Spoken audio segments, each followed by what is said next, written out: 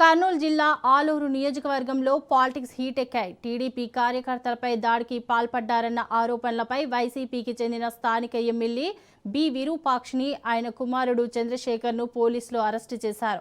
ఆయనతో పాటు మరో 13 మందిని కూడా అదుపులోకి తీసుకున్నారు. అరెస్ట్ అయిన వారందరినీ Aluru junior civil judge court ఎదుట హాజరుపరిచారు. చిప్పగిరి మండలం సంగాల గ్రామంలో టీడీపీ వైసీపీ వర్గాల మధ్య తీవ్రంగా ఘర్షణ చోటు చేసుకుంది. ఈ ఘటనలో దాడులు, దౌర్జన్యాలు జరిగాయని ఆరోపణలు వెల్లువెత్తాయి.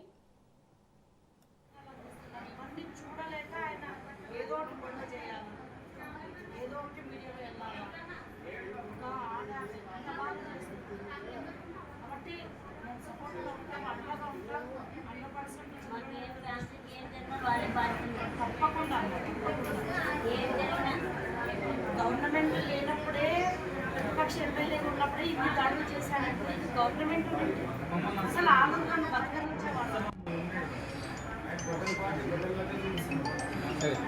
విధానంగా ఉండండి.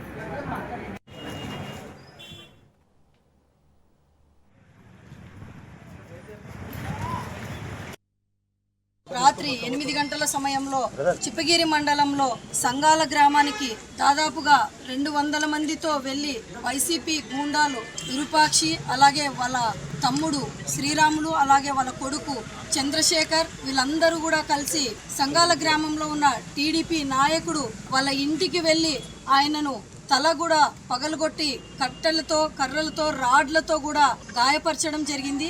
అలాగే తరువాత కూడా నేమ్కల్కు వచ్చి ఒక ఎస్సీ దళిత మహిళ ఆమె పైన వాళ్ళ ఇంట్లోకి చొరబడి నానా మాటలు మాట్లాడి దుర్భాషలాడి ఆమెని తోసుకుంటూ వెళ్లి ఆమెని కడుపు మీద తన్ని ఆమెని గాయపరచడం జరిగింది. సంగాల మరియు నేమ్కల్ గ్రామంలో జరిగినటువంటి దాడి దురదృష్టకరం. నిజంగా ఇది వైసీపీ అరాచకానికి నిలువతడ్డమని చెప్పి ఈ సందర్భంగా తెలియజేసుకుంటున్నాను. ఇప్పుడు మనం చూస్తే వాళ్ళది గవర్నమెంట్ లేదు, అయినా కూడా విరూపాక్షి ఎమ్మెల్యే గారు ఏదో ఒకటి మీడియాలోకి రావాలి, దాడులు చేయాలి.